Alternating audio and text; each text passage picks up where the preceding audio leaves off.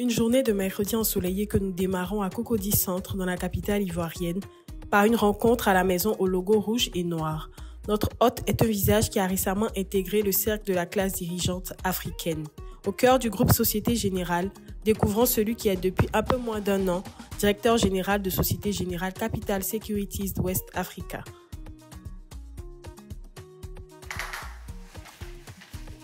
Bonjour Monsieur Fao. Bonjour Maëva. Comment allez-vous? Ça va très bien. Et toi-même?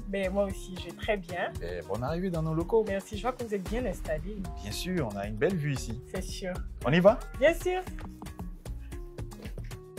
À la tête de la société de gestion et d'intermédiation du groupe Société Générale, il s'évertue à renforcer le positionnement stratégique de la banque tout en poursuivant des objectifs de croissance durable, de rentabilité et de satisfaction de la clientèle. Trouver l'équilibre familial entre le travail, est-ce qu'il n'y a pas des jours où vous ramenez du travail à la maison? Ça peut se faire, mais cela doit rester de l'exceptionnel. Parce qu'au vu des responsabilités que nous avons, il peut avoir la possibilité de gérer des urgences. Donc, le dossier peut venir à nous à la maison. Mais il faut que ça relève de l'exceptionnel parce qu'à un moment, il faut se couper pour consacrer du temps à sa famille. Parce que l'équilibre entre la vie privée et la vie professionnelle est une importance capitale. Pour qu'on soit performant, justement. Exactement, pour garantir la performance. Monsieur Kwao, nous sommes ravis de vous avoir dans ce one-to-one. Et à l'entame de notre échange, on est tenté de vous demander par rapport à votre position, c'est quoi la bourse? Qu'entend-on par investir en bourse? Comment vous pouvez nous l'expliquer, mais de façon vraiment simple? Merci Maëva pour cette opportunité que vous nous donnez de présenter donc, notre activité. Alors, parler de bourse, c'est très passionnant parce que la bourse, c'est l'espace où se rencontrent les personnes qui souhaitent acheter des titres et les personnes qui souhaitent vendre des titres. Donc, c'est un marché qui permet donc à ces deux types d'acteurs-là que je vous ai cités de pouvoir échanger les titres qu'ils détiennent en portefeuille. C'est un espace qui permet également à des entités, donc des États ou des entreprises, des corporates, de lever des financements sur le marché financier en sollicitant l'épargne des investisseurs que vous êtes, que nous sommes. C'est le lieu également qui permet à toute personne physique de pouvoir diversifier leurs sources de placement en mobilisant leur épargne et en les affectant sur des instruments financiers dédiés. Donc concrètement, c'est quoi investir en bourse? Monsieur Kwadio est cadre d'entreprise, il veut investir en bourse. Concrètement, c'est quoi? Ça consiste à faire quoi pour lui? Alors, tout simplement, on demandera à Monsieur Kwadio de se rapprocher d'un intermédiaire agréé, donc qui est une société de gestion et d'intermédiation, qui lui permettra d'ouvrir un compte titre. C'est le préalable pour investir en bourse. Et donc, c'est un peu comme à la banque où pour être client d'une banque, il faut ouvrir un compte. Exactement, c'est la même chose. Et pour le marché financier, vous avez à la fois un compte espèce, donc où vous allez déposer le cash qui nous permettra à nous d'acheter des titres qui seront conservés sur le compte titre. Donc, M. Kwadio viendra donc avec une épargne, un montant qu'il souhaite investir. Il se fera accompagner d'un conseiller sur le marché financier, un conseiller dans une SGI, qui lui proposera, en fonction de son profil d'investisseur, des instruments qui sont les plus adaptés à son profil. Et il pourra donc soit acheter des actions, acheter des obligations ou investir dans des fonds communs de placement. On va préciser le profil de M. Kwadio. Peut-être qu'on aura des informations justement plus précises. M. Kwadio a 50 000 à investir. Est-ce que c'est possible, par exemple, concrètement, vous, par exemple, avec votre SGI, Société Générale Capital Securities West Africa, Monsieur Kwadio veut démarrer son investissement en bourse avec 50 000. Comment il fait? Il vient vous voir, il n'est pas forcément client de la banque Société Générale à laquelle vous êtes adossé. Il vient vous voir. Comment ça se passe concrètement? Alors, chez Société Générale Capital Securities West Africa, le préalable pour ouvrir un compte titre, c'est d'abord d'avoir un compte espèce dans l'une de nos filiales, donc Société Générale Côte d'Ivoire ou Société Générale Sénégal. On a une offre, on a conçu avec la banque une offre dédiée qui permet à nos clients particuliers d'ouvrir des comptes espèces à des tarifs compétitifs et à des tarifs étudiés. Et ces comptes espèces sont ouverts à blanc, c'est-à-dire qu'il n'y a pas de dépôt initial minimum exigé. C'est la même chose. Une fois que le compte espèce a été ouvert au niveau de la banque, nous, Société de gestion et d'intermédiation, procédons à l'ouverture du compte titre. Et pareil, il n'y a pas de dépôt minimum exigé à l'ouverture. Donc, M. Kouadio viendra avec ses 50 000. La D'accord. première étape, ce sera donc pour le conseiller clientèle d'effectuer son profilage. Donc, on aura identifié le profil de M. Kouadio.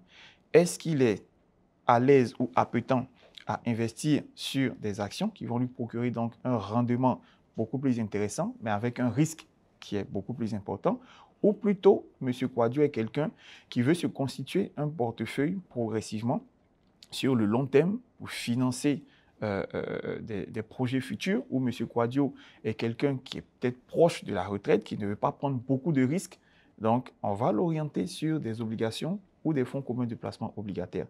Et sur la base de ces 50 000, on lui fera une proposition d'investissement. Donc, on n'a pas de dépôt minimum exigible à l'entrée en relation.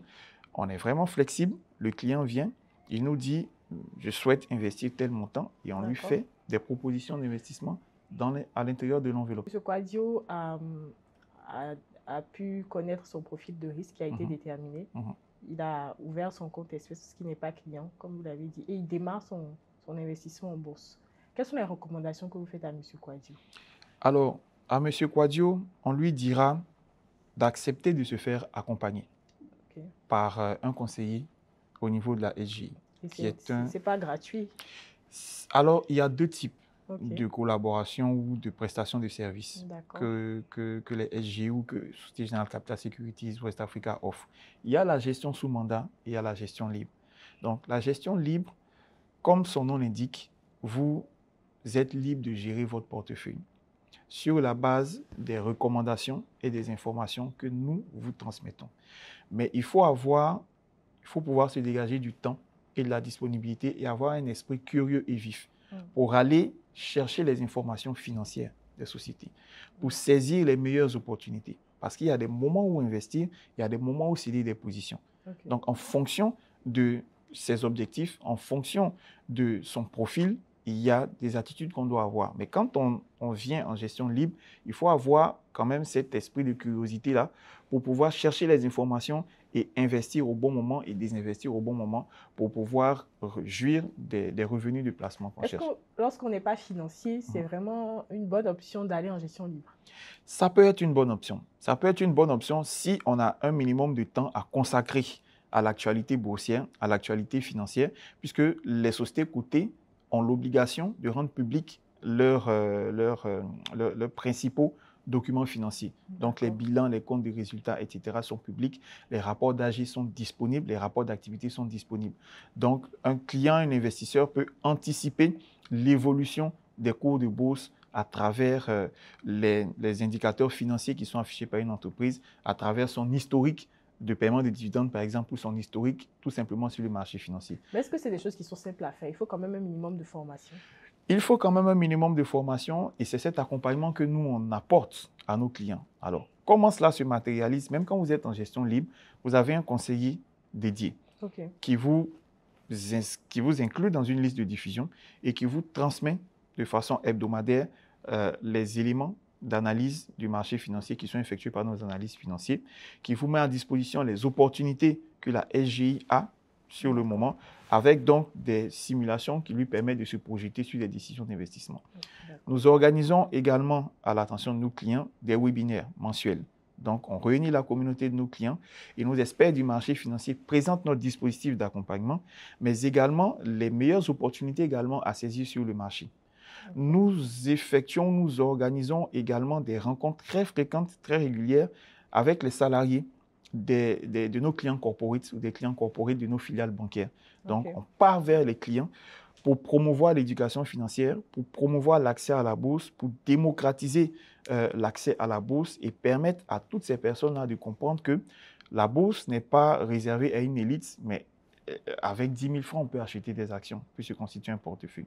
Donc, ce sont ces actions de proximité-là que nous menons vis-à-vis des clients qui nous permettent aujourd'hui de vulgariser l'éducation financière et de promouvoir la gestion libre. Donc, c'est possible d'être en gestion libre, de consacrer un minimum de temps à la lecture de l'actualité du marché et de pouvoir bénéficier d'un accompagnement spécifique des spécialistes du marché que nous sommes. Et qu'en est-il de la gestion sous mandat? Alors, la gestion sous mandat, c'est un contrat.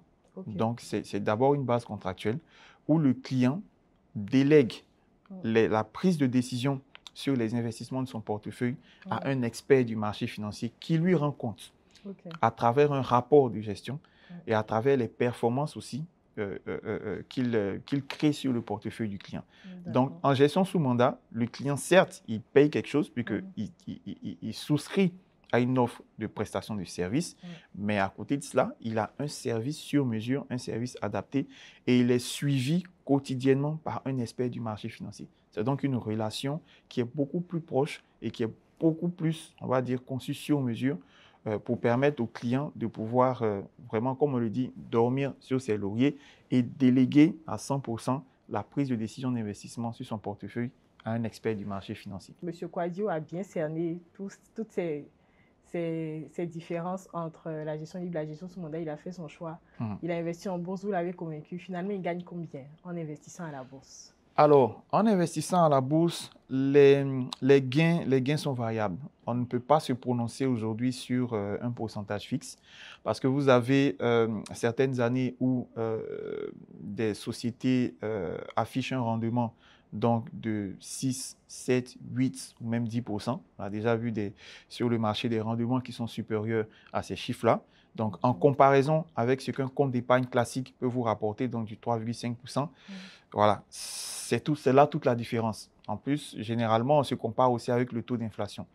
On se dit, voilà, on a un taux d'inflation peut-être de 3 ou de 4%.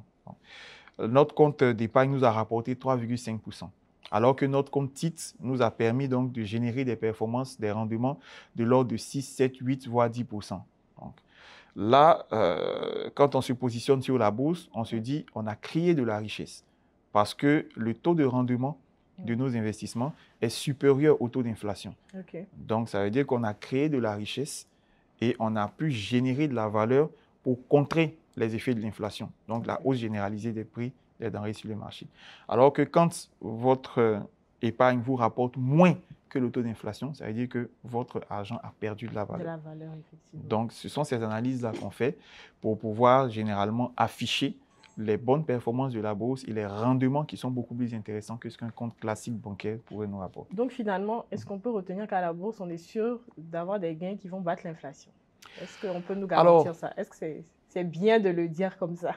Les acteurs du marché financier s'avancent très rarement sur des affirmations aussi fermes parce que les performances du marché peuvent varier d'une année à l'autre. Mais nous, notre rôle, c'est de pouvoir justement avoir une lecture proactive du marché et orienter nos clients sur les bonnes décisions à prendre. À quel moment entrer, à quel moment sortir. Et cela se fait sur la base des analyses historiques, sur la base des performances présentes et sur la base des prévisions que nous faisons à travers la lecture de l'activité des entreprises, des sociétés cotées. Donc, il n'est pas possible aujourd'hui de le dire aussi fermement, mais on peut quand même, à travers l'expérience et l'expertise que nous, intermédiaires agréés, avons, de garantir quand même une croissance continue des revenus de nos clients, sauf retournement du marché. Et il y a des mécanismes, bien entendu, pour protéger l'épargne des investisseurs. C'est pour cela qu'aujourd'hui, on a un régulateur, donc un gendarme du marché financier qui veille à travers des dispositifs de contrôle, à travers des dispositifs donc, de validation d'agrément, à travers des dispositifs fréquents de contrôle de l'activité, des SGI, de s'assurer que le minimum est fait pour pouvoir protéger l'épargne des investisseurs. Quand vous dites que le capital n'est pas garanti, ça veut dire que M. Kouadio peut perdre ses 50 000 €? C'est possible, mais ce qu'on conseille généralement à nos clients, déjà, c'est de maintenir donc, cette position-là, de ne pas sortir pour encaisser la perte, mais aussi de diversifier. Donc, le conseil aussi qu'on donne, c'est de diversifier le portefeuille. Il ne faut pas se surexposer sur un seul secteur d'activité. Il ne faut pas se surexposer sur une seule société. Il faut diversifier au maximum son portefeuille. Et justement, pour diversifier, c'est quoi le meilleur plan? Est-ce qu'on met une partie de l'épargne en une seule fois? Ou bien vous conseillez de pouvoir périodiquement alimenter le compte titre? C'est quoi la meilleure stratégie ou c'est en fonction du client? Qu'est-ce que vous conseillez? Alors, la diversification, déjà, il faut diversifier même ses instruments de placement. Okay. Donc, il faut toujours garder du cash, donc du liquide sur son compte bancaire, son compte épargne. Et il faut également investir une partie de son épargne sur des instruments sécurisés sur le marché financier qui procurent un rendement supérieur à ce que le compte épargne classique nous donne. Et quand on part maintenant sur ce terrain-là, sur le marché financier, il y a plusieurs secteurs d'activité, donc de sociétés qui sont cotées au niveau de la BRVM. Vous avez le secteur finance, vous avez le secteur agricole, vous avez le secteur industriel, vous avez le secteur des services. Donc, il y a plusieurs secteurs d'activité. Donc, diversifier, c'est par exemple prendre une société de chaque secteur ou diversifier concrètement dans ce cas-là. Il faut déjà faire de la diversification par rapport au secteur d'activité, mais il faut aussi faire de la diversification en termes de géographie. On a la chance aujourd'hui d'avoir une bourse régionale dont l'influence s'étend sur tous les pays membres de la zone UEMOA.